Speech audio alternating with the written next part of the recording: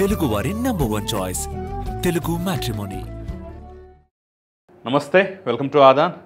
నమస్తే శ్రీనివాసరావు గారు. నమస్కారం అండి. శ్రీనివాసరావు ఈరోజు మన డిస్కషన్లో ప్రధానమైనటువంటి అంశాలు, నిన్న రేవంత్ రెడ్డి మాట్లాడినటువంటి మాటలు, తెలంగాణ కాంగ్రెస్ నేతలు చేస్తున్న ఆరోపణలు సంచలనం సృష్టిస్తున్నాయి. లోకేష్ని కేటీఆర్ 3 సార్లు కలిశాడు, చీకట్లో మీటింగ్ జరిగింది, హైదరాబాద్లోనే భేటీ అయ్యారని చెప్పేసి ఒక అంశాన్ని తెర మీద తీసుకొచ్చారు. పోనీ ఇతను ఫస్ట్ టైమా అంటే కాదు, అంతకుముందే కొన్ని వారాల ముందే రామ్మోహన్ రెడ్డి ఎవరో వాళ్ళ అధికార ప్రతినిధి ఆయన కూడా సేమ్ ఇదే మాట్లాడు, అసలు నువ్వు లోకేష్ని ఎందుకు గెలిచావని చెప్పేసి మాట్లాడు. జూబ్లీహిల్స్ ఉప ఎన్నికల్లో మద్దతు కోసమే, ఆ సీటు గెలవటం కోసమే లోకేష్తో భేటీ అయ్యాడు కేటీఆర్ అని చెప్పేసి ఒక ప్రాపగాండా అయితే పుట్టించారు. ఇది నిజం అనుకుంటే, ఒకవేళ నిజం అయితే మాత్రం అటు 2 రాష్ట్రాల్లో 2 పార్టీలకు ఇబ్బందులు అయితే తప్పవు. మరి అసలు దీని మీద మరి 2 పార్టీల నేతలు కూడా నోరు మూసి కూర్చున్నారు తప్ప ఎవరో దీని మీద ముందుకొచ్చి మాట్లాడట్లా, కనీసం ఖండించట్లా. సో అసలు దీన్ని ఎలా చూడాలి, ఎలా అర్థం చేసుకోవాలి ఏంటనేది మనం మాట్లాడే ప్రయత్నం చేద్దాం. 2, నిన్న రాయలసీమను రతనాలసీమ చేస్తాం, జలహారతులు పడతామని చెప్పేసి గతంలో చాలామంది డైలాగులు కొట్టారు. సైలెంట్గా బాబు అధికారంలోకి వచ్చిన తర్వాత ఒక టార్గెట్ పెట్టుకొని ఫస్ట్ ఫేజ్ హంద్రేనివ కాలువల వెడల్పు కానీ నీళ్ళు ఇవ్వటం కానీ రికార్డు స్థాయిలో చేసుకుంటూ వెళ్ళిపోయాడు. ఒకేసారి 12 పంపులు రిలీజ్ చేసి ఆ నీళ్లు వస్తుంటే అసలు అందరికీ ఆనంద పరవశం. సో ఈ జల అంశానికి సంబంధించి ఎవరిది చిత్తశుద్ధి ఏంటనేది క్లియర్గా తెలుస్తున్న నేపథ్యంలో ఇది ఏమైనా అడ్వాంటేజ్ తీసుకొస్తుందా కూటమికి అనేది మనం మాట్లాడే ప్రయత్నం చేద్దాం. ఇక నంబర్ 3, ఇది కూడా చాలా కీలకమైనటువంటి అంశమే. ఆంధ్రప్రదేశ్లో లెక్కర్ స్కామ్ ఎంత పవర్ఫుల్గా ఉందో, ఎంత ప్రకంపనలు సృష్టిస్తోంది, తెలంగాణలో ఫోన్ ట్యాపింగ్ వ్యవహారం కూడా అలాగే ఉంది. కట్ చేస్తే అసలు ఈ వాళ్ళు లెక్కర్ స్కామ్లో నిందితులు ఎవరైతే ఉన్నారో, ఈ ఫోన్ ట్యాపింగ్లో నిందితులు ఎవరైతే ఉన్నారో వీళ్ళందరూ కలిసి దుబాయ్లో ఒకే ఫ్లాట్లో మకాం పెట్టారు, ఒకే చోట నుంచి కార్యకలాపాలు నిర్వహించారు అనేది ఈరోజు ఆంధ్రప్రదేశ్లో సిట్ ఆధారాలతో సహా బయటపెట్టిన సందర్భం. ఆఖరికి ఆ రికార్డులు కూడా బయటకు తీసుకొచ్చింది, ఒకే టవర్లో ఉన్నటువంటి ఇది. సో అంటే అసలు దొంగలు ఊళ్ళు పంచుకున్నట్టుగా ఒకే గుట్టి పక్షులు ఒకే చోటకు చేరతాయి అన్నట్టుగా ఈ వ్యవహారం ఏంటనేది మనం మాట్లాడే ప్రయత్నం చేద్దాం. సో ఫస్ట్ ఈ 3 అంశాల్లో ప్రధానంగా మనం మాట్లాడుకోవాల్సింది లోకేష్ కేటీఆర్ ఇద్దరు భేటీ అయ్యారు అనే ఆరోపణ. అసలు ఇది వాస్తవం అయ్యే అవకాశం ఉందా? అంటే భేటీ అయితే అయ్యి ఉండొచ్చు అండి, డెఫినెట్గానే. తప్పే ఉంది అందులో. ఇప్పుడు మాగంటి గోపీనాథ్ గారు చనిపోయినప్పుడు వీళ్ళంతా ఒకసారి కలిశారు. కలిసినప్పుడు ఒకసారి కలవాలని అడుగుండొచ్చు. సరే అన్న కలుద్దాం అని ఉంటాడు లోకేష్ గారు. అది ఆ సమయం చూసుకుని అతను హైదరాబాద్ వచ్చినప్పుడు కలిసి ఉండొచ్చు. 1, 2 సార్లు 3 సార్లు అని చెప్పాళ్ళు అంటున్నారు. డెఫినెట్గా ఇప్పుడు ఒక సీఎం గారి నోట్లోంచి ఆ మాట వచ్చిందంటే డెఫినెట్గా అబద్ధాలు ఎందుకు మాట్లాడతారు? పైగా అవతల వాళ్ళు ఆయన కావాల్సిన వాళ్ళని అందరూ అనుకుంటారు కదా, వాళ్ళకి చెడ్డ పేరు వచ్చేలాగా ఏం మాట్లాడరు. ఇప్పుడు కూడా చెడ్డ పేరు వచ్చేలాగా ఏం మాట్లాడలేదు. అతను కేటీఆర్ని టార్గెట్ చేశాడు తప్ప వాళ్ళు ఏం మాట్లాడలేదు రేవంత్ రెడ్డి గారు.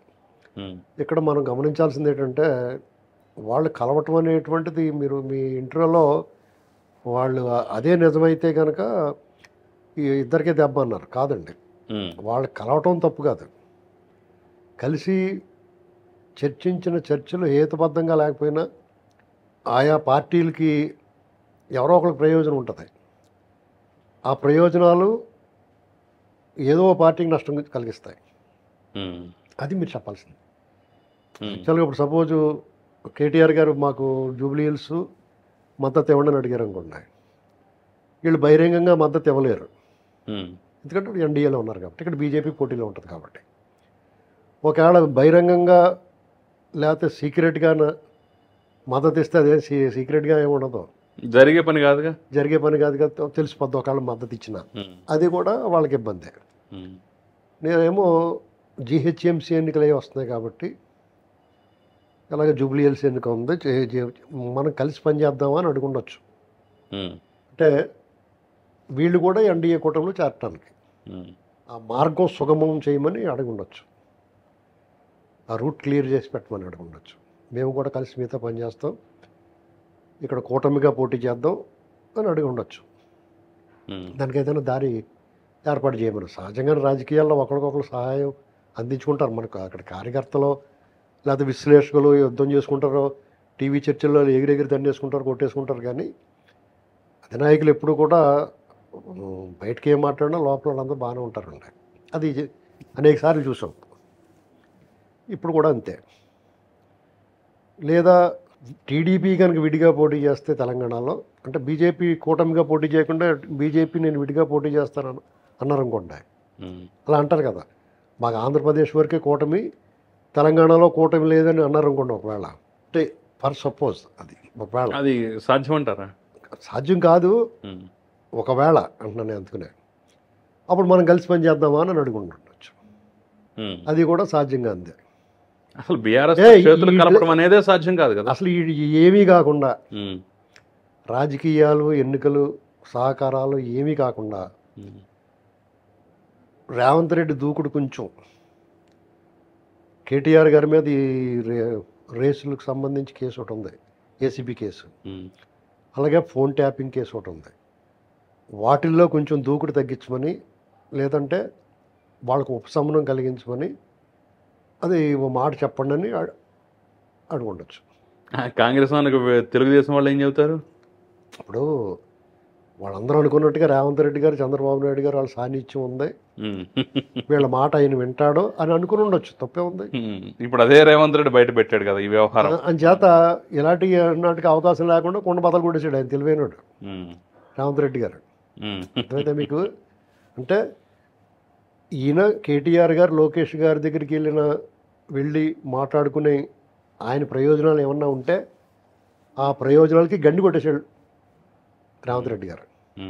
అంటే దురదృష్టవశాత్తు కేటీఆర్ గారు వాళ్ళకి ఈ పరిస్థితి వచ్చింది. కానీ మామూలుగా అయితే కేసీఆర్ గారు ఆయన పరిపాలనలో నేను ఎప్పుడు చెప్పే మాట ఏంటంటే, సామాన్యుడికి ఎప్పుడు ఇబ్బంది కలగలేదు, నీకు కానీ నాకు కానీ. అలాగే అనేక మంది సగటు పౌరులకు ఎవరికి ఇబ్బంది కలగలేదు. వాళ్ళు అనవసరంగా ఆ పార్టీని వాళ్ళ చేతులారా ఈ పరిస్థితి కొని తెచ్చుకున్నారు. దాంట్లో కొన్ని కారణాలు, ఒకటి అహంకారం అయితే ఉండొచ్చు, రెండు దుష్టజన సాంగత్యం. అక్కడ జగన్ ఎప్పుడు కూడా ఈ సావాసం 6 నెలలు సావాసం చేస్తే వారు వీరవుతారనేటువంటిది ఉంది. వాళ్ళలో ఉన్న నీ మంచి వాళ్ళు నేర్చుకోకపోయినా వాళ్ళలో ఉన్న దరిద్రం నీకు అంటూ ఉంటుంది. ఎప్పుడు కూడా చూసుకొని స్నేహం చేయాలి, సావాసం చేయాలి. ఆ విషయంలో వీళ్ళు ఏదో ప్రయోజనం ఆశించి జగన్మోహన్ రెడ్డి అంటే అరాచకవాది, అత్యంత అవినీతిపరుడు ఆంధ్రప్రదేశ్లో ఉంటే తెలంగాణకు మేలు జరుగుద్ది, అతనితో పోల్చుకున్నప్పుడు మాకు మంచి మార్కులు పడతాయని అనుకున్నారు వీళ్ళు. కానీ వాళ్ళు కూడా అన్నాడు పేపర్ చూసి కాపీ కొడితే ఇటు కూడా వెళ్ళిపోతాడన్న విషయం వాళ్ళకి తెలవలేదు. జనాల్లో ఒక రకమైన వెగటు వచ్చింది. జగన్మోహన్ రెడ్డి మీద ఉన్న నెగిటివ్ ఇంపాక్ట్ వీళ్ళ మీద కూడా పడింది. అంతేకాకుండా 10 ఏళ్ళ అధికారంలో ఉన్న వాళ్ళ మీద సహజంగానే వ్యతిరేకత ఉంటుంది. దాన్ని హ్యాండిల్ చేయడంలో వీళ్ళు తడబడ్డారు, దెబ్బతిన్నారు. పైగా తెలంగాణ ఆత్మ అనేటువంటి టీఆర్ఎస్ పార్టీలోంచి తెలంగాణ తీసేశారు, బీఆర్ఎస్ అని పెట్టారు. అంటే తెలంగాణకి మీద వీళ్ళ హక్కులు ఉంటాయి కదా, నిజంగా హక్కు ఉంది వాళ్ళకి. తెలంగాణ తెచ్చిన మెయిన్ క్రెడిట్ వీళ్ళు తీసుకున్నారు, ఇవ్వచ్చు కూడా. ఆ క్రెడిట్ ఇక మాది కాదు అని హక్కు విడుదల కాగితం రాసి ఇచ్చారు బీఆర్ఎస్ పెట్టి. జనం కూడా సరే అయితే అనుకున్నారు. తెలంగాణ తెచ్చారు అంటున్నారు కాబట్టి మీకు 2 సార్లు ఇచ్చాం, తెలంగాణ ఇచ్చిన వాళ్ళు కాంగ్రెస్కి ఇచ్చేస్తున్నాం అన్నారు. రేపు రాబోయే రోజుల్లో మీ ఇద్దరికి ఇచ్చాం కాబట్టి వాళ్ళు అడుగుతున్నారు కదా, వాళ్ళకి ఇచ్చేద్దామని బీజేపీ వాళ్ళు చెప్తారు. ఈ క్రమంలో కూటమిలో చేరడానికి ఆయన ప్రయత్నం అయ్యి ఉండొచ్చు. మిగతా అన్నీ చెడిపోయినా ఫైనల్గా కూటమిలో చేరే అవకాశాలు మాత్రం కొట్టుపారేలేం. సార్వత్రిక ఎన్నికల నాటికి ఇంకా 2 ఏళ్ళు 3 ఏళ్ళు టైం ఉంది కాబట్టి ఇది అంతే. వాళ్ళ మధ్య అంతకు మించి ఇప్పుడు కేటీఆర్ గారు మాట్లాడుతున్నారు కానీ మేము కలవలేదు అని గట్టిగా ఏం చెప్పట్లేదు. లోకేష్ గారు కూడా ఖండించలేదు. అసలు అటు సైడ్ నుంచి ఏమి లేదు, అసలు లేదు. కాబట్టి దీని పెద్ద ఇష్యూగా కూడా నేను రేవంత్ రెడ్డి గారి మాటలు నేను విశ్వసిస్తున్నాను. ఎందుకంటే ఉత్తుపోనని ఎందుకు చెప్తాడు ఆయన? ముఖ్యమంత్రి కదా ఆయన. ముఖ్యమంత్రి గారి నోటి నుంచి అలాంటి మాటలు ఎందుకు వస్తాయి? అబద్ధాలు ఆడాల్సిన అవసరం ఆయనకి ఏముంది? ఇప్పుడు సహజంగా బీఆర్ఎస్ని బీజేపీలో విలీనం చేసే అవకాశం ఉంది అనేటటువంటి విషయం తెలిసిన తర్వాత నేను దాన్ని తీవ్రంగా వ్యతిరేకించాను. కాబట్టి నేను ఆ తర్వాత నా అరెస్టు, ఆ పరిణామాలు జరిగాయి. అందుకని నేను ఈ అంశం మీద నేను కొంత గట్టిగా మా నాన్నను కూడా మాట్లాడుతూ లేఖ రాశానని చెప్పేసి కవిత అంటాం. ఇప్పుడు విలీనం కాస్తా పోయి కూటమిలో చేరటం అనేటటువంటి అంశం వచ్చినా గానీ వాళ్ళిద్దరూ సన్నిహితమే అనే ఒక అంశం మళ్ళీ తెర మీద తీసుకొచ్చి రాజకీయంగా ప్రయోజనం పొందుద్ది కదా కాంగ్రెస్. మీకు ఆ చర్చ ఎప్పటి నుంచో జరుగుతుందండి. ఇప్పుడు విలీనం అంత చేసే అంత క్లోజ్ పరిచయాలు వాళ్ళకు ఉన్నప్పుడు ఇప్పుడు మధ్యలో రాయబారం నడపాల్సినటువంటి పరిస్థితి లోకేష్ కిందకు వీళ్ళని కోరే బదులు డైరెక్ట్ వాళ్ళే మాట్లాడుకోవచ్చు కదా. మీ అలా కాదండి, బహుశా బీజేపీ వాళ్ళు విలీనం అడిగి ఉండొచ్చు, ఓకే వీళ్ళు కూటమిలో చేరతామని ఉండొచ్చు. మేము విలీనం అంటే సూసైడే. ఆ పార్టీ స్థాపించి 20 ఏళ్ళు అవుతుంది. వాళ్ళు ఒక రకంగా తెలంగాణ సాధనకి అంతకుముందు ఎన్ని ఉద్యమాలు జరిగినా టీఆర్ఎస్ వచ్చిన తర్వాతే ఊపందుకుంది. అన్ని పార్టీల చేత ఒప్పించగలిగారు. వాళ్ళు నయానో భయానో ఒప్పించారు. ఫలితం ఆశాజనకంగా ఆశించిన ఫలితం లభించింది కదా, ఆ క్రెడిట్ వాళ్ళదే. మధ్యలో వాళ్ళు ఏం మాట్లాడినా ఏం చేసినా ఆయన పక్క పెట్టండి, వాళ్ళు అనుకున్న లక్ష్యాన్ని చేరుకోగలిగారు. అసలు వాళ్ళు చేసిన మిస్టేక్ టీఆర్ఎస్ నుంచి బీఆర్ఎస్కి మారడమే పెద్ద మిస్టేక్. ఇప్పుడు మళ్ళీ విలీనం అన్నారనుకోండి, టోటల్గా రూయిన్ అయిపోతారు. వాళ్ళు ఒక జాతీయ పార్టీలోకి విలీనం అయిపోయిన తర్వాత ఇంక చేతిలో ఏముంటుంది, పైన ఉన్న వాళ్ళు చెప్పినట్టు మాట్లాడాలి. ఇక ఎలాంటి పదం వచ్చినా సరే. అదే ప్రాంతీయ పార్టీలో ఉన్నారనుకోండి, కేటీఆర్ గారు కానీ కేసీఆర్ గారు కానీ మా పుట్టులేని మహారాజులు కదా. ఇంట్లో ఇప్పుడు మళ్ళీ ఇంట్లో కుంపడ కవిత గారు కూడా వాళ్ళు ఫ్యామిలీలో పరిష్కరించుకోవాలి. ప్రజల్లో పలుచన అవ్వకూడదండి. ఆ స్థాయిలో ఉన్న వ్యక్తులు కొంచెం కష్టాలు కలిగినా ఓర్చుకోవాలి. ఇప్పుడే జాగృతి పేరుతోటి కవిత అసలు బీఆర్ఎస్కి నాకు సంబంధం లేదన్నట్టుగా వ్యవహరిస్తోంది. అదే రేపు కూడా పొత్తు పెట్టుకున్నా లేదంటే ఆ కూటమిలో జాయిన్ అయినా కానీ కవిత పూర్తి స్థాయిగా అంటే అవకాశం ఉంది, కొంపలో కొంపట అన్నట్టుగా మారిపోయే పరిస్థితి ఉంటుంది కదా. మీకు ఆవిడ యాంటీ అయితే టీఆర్ఎస్కి ఏం అవ్వదండి. ఓవరాల్గా వాళ్ళు విలీనంలో ఇలాంటి నిర్ణయాలు తీసుకుంటే కానీ టోటల్గా రూయిన్ అయిపోతారు. పార్టీ అలాగా పోయినప్పుడు ఇంకా వాళ్ళు కూడా భవిష్యత్తు శూన్యమైపోద్ది. కేసీఆర్ గారు పోయేది ఏముంటుంది, ఆయన 10 ఏళ్ళు ముఖ్యమంత్రి చేయడు, ఆయన అనుకున్న సాధించాడు. డెఫినెట్గా చరిత్రలో ఆయనకు మంచి పేజీ ఉంటుంది అలాగా. కానీ కేటీఆర్ భవిష్యత్తు పోయినట్టే. అతను ముఖ్యమంత్రి కావాలనుకున్న కళలన్నీ చిత్రమైపోయినట్టే. ఏది బీజేపీలో విలీనం చేస్తే ఎక్కడికి వెళ్ళినా ఇంక ఇప్పుడు కూడా అవకాశం. ఇప్పుడు బీఆర్ఎస్నే మళ్ళీ మా తప్పు అయిపోయిందని చెప్పి టీఆర్ఎస్గా మార్చుకుంటే 10 రోజులు చెప్పుకుంటారు. పశ్చాత్తాపానికి మించిన ప్రాయశ్చిత్తం ఏముంది? తెలంగాణ ప్రజలందరూ క్షమాపణ చెప్పుకుని మళ్ళీ టీఆర్ఎస్గా మారిపోవాలి. మళ్ళీ టీఆర్ఎస్ కన్నా వేదిక నిర్మించాలి. వేదిక నిర్మించి తెలంగాణ ప్రజల కోసం పోరాటం అని ఉండే డెఫినెట్గా ఇవ్వాలి కాబట్టి రేపు 1 or other day అతను రీచ్ అవ్వగలుగుతాడు. ఎందుకంటే ఆయనలో మంచి వొకాబులరీ ఉంది, మంచి తెలివితేటలు ఉన్నాయి, డైనమిక్గా ఉంటాడు.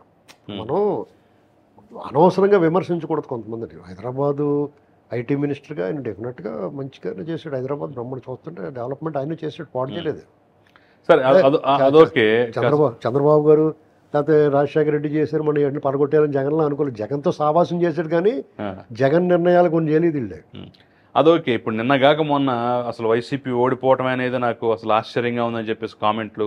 వైసీపీతో ఇంకా స్నేహ సంబంధాలు ఒక పక్క, ఇంకో పక్క అసలు ఆ రోజు చంద్రబాబు అరెస్ట్ అయిన రోజు నాకు లైట్గా నవ్వొస్తోంది అనేటటువంటి మాటను పట్టుకునే కదా ఈరోజు ఎంతవరకు పరిస్థితి చేసింది. మీకు ఎప్పుడు అలాంటప్పుడు అలాంటి వాడితో లోకేష్ పరోక్షంగా భేటీ అయ్యాడు అంటే అసలు నీకు వాళ్ళతో ఏం పని, మనం బద్ధ శత్రువులు కదా ఎలా అవుతామని చెప్పేసి ఇక్కడ టీడీపీ క్యాడర్ కూడా ఇదవ్వదా? మీరు మాట వినండి, రాజకీయాల్లో నాయకులకు శత్రుత్వాలు ఉండవు, శాశ్వతంగా శత్రుత్వాలు ఉండవు, మిత్రత్వం కూడా ఉండదు. ఎప్పుడు అవసరానికి తగ్గట్టుగా మనం ఎవరైనా సరే వాళ్ళ అవసరానికి తగ్గట్టుగా వాళ్ళు ఉంటారు. నీకు చాలా కోపం వస్తే అభిమానిగా లేకపోతే సానుభూతిపరుడిగా కార్యకర్తగా వాళ్ళకి కోపం వస్తుంది. ఇప్పుడు చంద్రబాబు నాయుడు గారు కేసీఆర్ గారు కింద పడిపోయి తుంటి వెముకి ఇరిగిపోతే ఆయన పరామర్శ చేసి ఆ వెముక మీద ఎలా రాసాడు కదా, చేయించుకుని రాసాడు లేదా? ఇప్పుడు ఈయన కేటీఆర్ గారు అక్కడ పడిపోయి చేతి నొప్పి పడితే లోకేష్ గారు ఫోన్ చేసి పరామర్శ చేశాడు. అలాగే వాళ్ళ నాన్నగారు అరెస్ట్ అయినప్పుడు ఈయన ఫోన్ చేశాడని చెప్పి అనుకున్నారు. పక్కన నోటితో వెక్కిరించి నొసటితో వెక్కిరించి నోటితో మాట్లాడాడు ఆయన, నవ్వు వచ్చేస్తుంది అలాంటివన్నీ. దానివల్ల ఫలితం పొందాడు, నష్టపోయారు వాళ్ళు. ఇది భావోద్వేగాలకు సంబంధించి మనుషులు ప్రజలు ఎలా రియాక్ట్ అవుతారు అనేటువంటి దాని మీద ఒక అవగాహన, అంచనా ఉండాలి. వీళ్ళు కేటీఆర్ గారైనా లేకపోతే కేసీఆర్ గారైనా చంద్రబాబు గారైనా లోకేష్ గారైనా వాళ్ళంతా కలిసి పనిచేసిన వాళ్ళు, సహచరులుగా ఉన్నారు.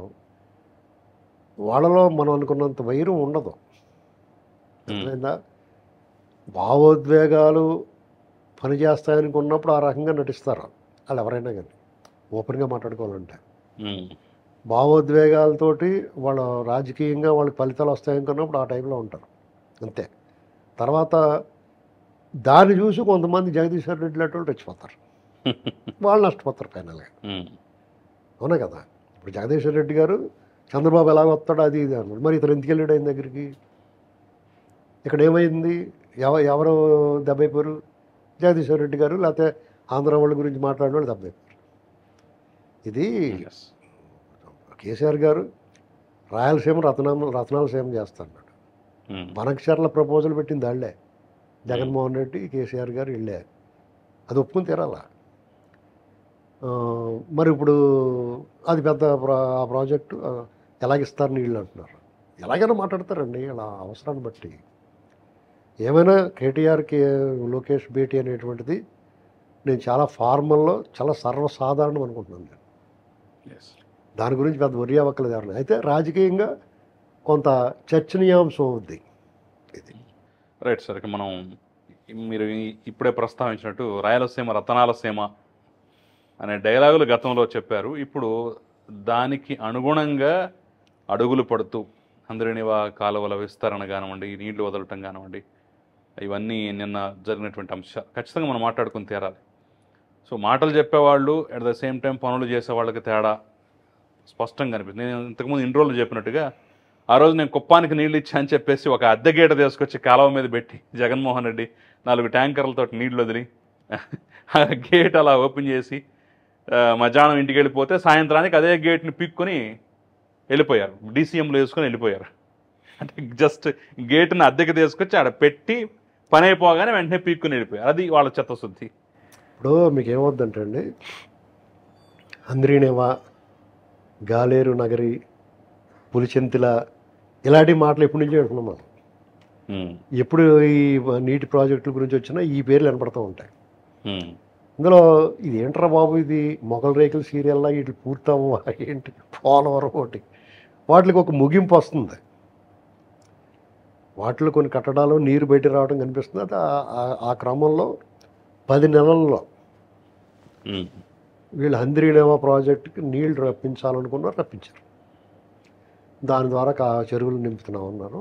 రాయలసీమ డెఫినెట్గా, ఎందుకంటే రాయలసీమ ఉద్యానవన పంటలు ఎక్కువ ఉంటాయి, వాటికి నీటి వనరు చాలా అవసరం. ఇప్పుడు ఏదైనా పరిశ్రమ రావాలంటే కూడా పూర్తిగా నీరు ఉండాలి.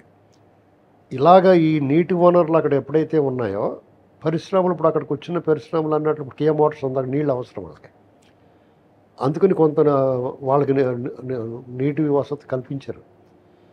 అంతకుముందు గండికోట రిజర్వాయర్కి నీళ్ళు ఇచ్చాడు చంద్రబాబు నాయుడు గారు.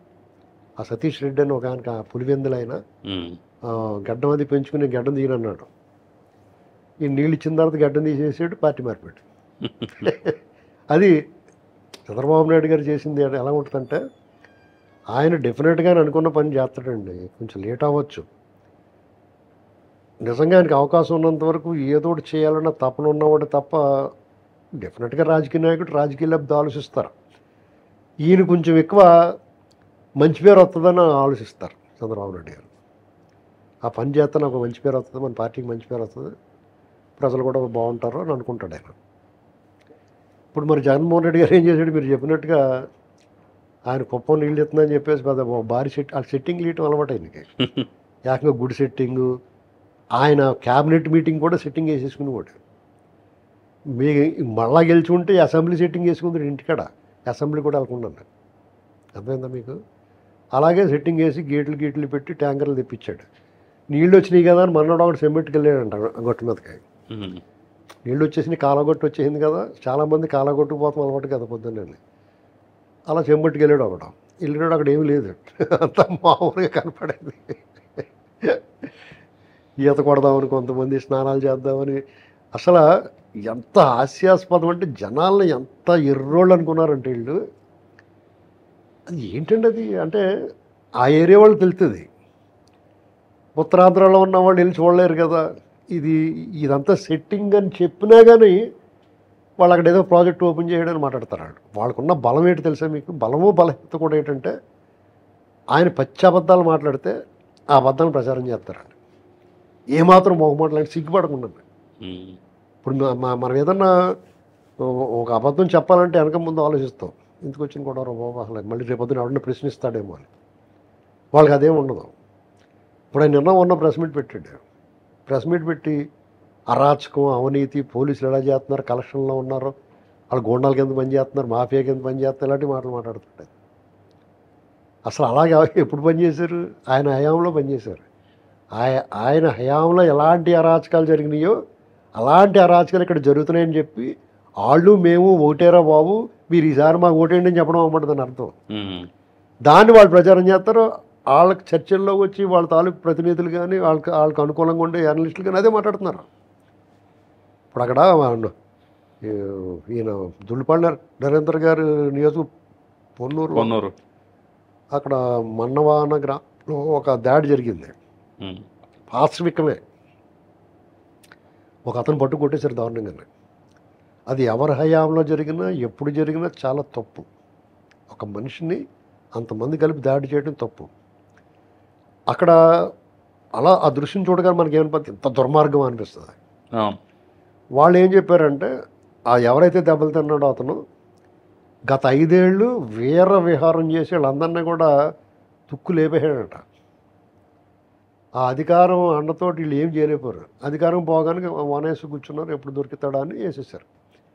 చంపేలేదు, కొట్టారు బాగానే. జగన్మోహన్ రెడ్డి హయాంలో ఇలా కాదు, దారిపోయి కూడా ఇలా రావడానికి యాకేసి కొట్టేవారు వాళ్ళు. కక్ష రాజకీయాలు ఏం కాదు, ఏం ఊసిపోక కూడా కొట్టేవారు. ఏమి తోసకపోతే కూడా ఎవడొకడికి వెళ్ళి కొట్టేవారు. లేకపోతే వెళ్తే ఫ్లెక్సీ చింపేసి గొడవ పెట్టుకుని కేసులు పెట్టేవారు. అరాచకానికి పగా ప్రతీకారానికి ఒక వ్యత్యాసం ఉంది.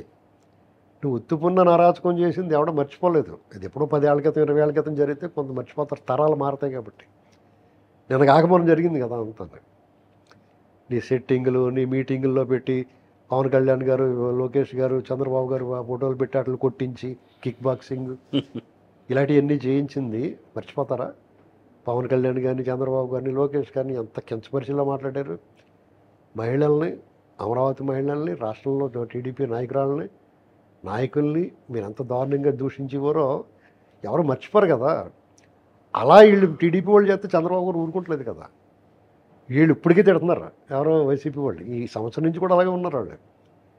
ఈ ప్రభుత్వం వాళ్ళపై పెద్ద చర్యలు కూడా ఏం లేవు.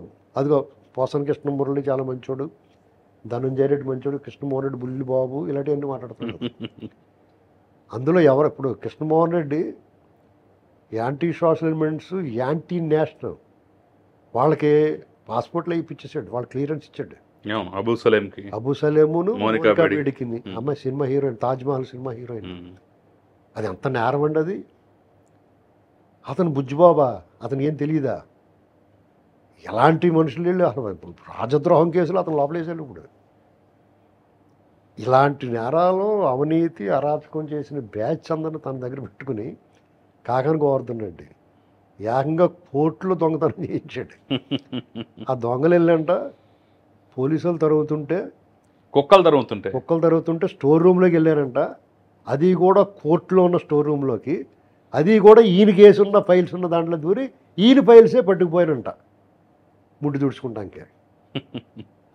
అసలు చెప్పడానికైనా అర్థం ఉందా? కరెంటు వైర్లు తెగిపడిపోతే అది పొరపాటు జరిగింది, ఆ వైర్లు సరిగ్గా బిగించలేదు, లైన్ మెన్ మీద వాళ్ళ మీద ఆ డిపార్ట్మెంట్ మీద చర్యలు తీసుకుంటామని చెప్పాలి. కోరికినే రథం తగలడిపోయింది. వాళ్ళు ఏం చెప్పాలి? ఇలాంటి సహించం మేము, దీనికి కారకులైన వాళ్ళు కఠినంగా శిక్షిస్తామని చెప్పాలి, అవసరమైతే శిక్షించాలి. తేనెటీగల వాళ్ళకి కాలిపోతుంది. ఎంత దారుణం అంటే హ్యూమిలియేషన్, ఇరిటేషన్, ప్రజలను ఇరిటేట్ చేయటం. ఇవన్నీ మేము ఏమైనా చేస్తాం చూసుకుంటారా, మేము ఇలాగే మాట్లాడతాం అన్న ఒక బరి తెగింపు. ఇప్పుడు ఆ ప్రెస్ మీట్లో కూడా అదే కనిపించింది. చంద్రబాబు గారు 3 ఏళ్ళు పైకి పోతారు, నువ్వు ఉండిపోతావా ఇక్కడ? ఇలాంటి దానివల్ల ఏంటంటే ప్రజలకు ఇంకా దూరం అవుతున్నాడు అన్న విషయం వాళ్ళకి తెలియట్లేదు. యాక్చువల్గా జగన్మోహన్ రెడ్డి ఏం చేయాలంటే, ఏదో పాలసీ తీసుకున్నాడో, బాగా డబ్బులు సంపాదించాలనుకున్నాడో, తనకు తిరుగు లేకుండా తను ఎదిరించడంవల్ల మామిడి పగల కొట్టాలనుకున్నాడు. ఆ పాలసీ, ఆ విధానం, ప్రజా వ్యతిరేక నిర్ణయాలు అన్నీ తీసుకున్నాడు. అది కరెక్ట్ అనుకుని తీసుకున్నాడు. అతను కరెక్ట్ కాదని ప్రజలు చెప్పిన తర్వాత మార్చుకోవాలి. తప్పులేదు, నువ్వు తీసుకున్న లైను కరెక్ట్ అనుకుని తీసుకున్నావు. అరాచకమైన అవినీతి అయినా నువ్వు అది కరెక్ట్ అనుకున్నావు, తీసుకున్నావు. అది కరెక్ట్ కాదని ప్రజలు చెప్పిన తర్వాత ప్రజాస్వామ్యంలో నువ్వు రాజకీయాల్లో ఉండదలుచుకుంటే నువ్వు మార్చుకోవాలి. మార్చుకుని ఓడిపోయిన తర్వాత 2-3 ఏళ్ళు ఇంట్లో దాక్కోవాలి, బయట నీ ముఖం చూపించకూడదు. అప్పుడు నువ్వు ఏమైపోయావని బెంగెట్టుకుంటారు. నీ అభిమానులతో పాటు నిన్ను దేశించేవాళ్ళు కూడా ఎట్లా ఏమైపోయి ఇటు కనపడతలేదట అనుకుంటారు. అప్పుడు నువ్వు వచ్చి నీకు అలవాటు ఏడుపు మొఖం వేసుకుని మళ్ళీ ఏదో మొదలెట్టి ఏదో ఒకటి దొరుకుద్ది నీకు. ఈ ప్రభుత్వం ఖచ్చితంగా తప్పులు చేస్తుంది. అధికారంలో ఉన్న ప్రభుత్వం, అందులో 3 పార్టీలు కూటమి ఏదో ఒకటి ఉంటాయి. అప్పుడు మళ్ళీ మొదలెట్టామనుకో ఎంతో కొంత సానుకూలత, మళ్ళీ గెలవవు కానీ ఈ దరిద్రం నుంచి కొంచెం బయటకు వస్తాం.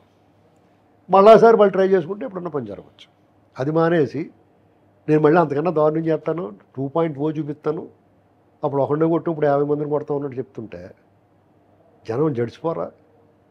నీలో ఏం మార్పు ఉంది? నీ వల్ల భయంతో నిన్ను ఓడించారు. ఆ భయాన్ని డబల్ చేస్తున్నావు నువ్వు. అంటే ఆ 11 కూడా వద్దని నువ్వు అడుగుతున్న వాళ్ళని, అంటే పులివెందుల్లో కూడా నేను ఓడించమని. అంతే కదా.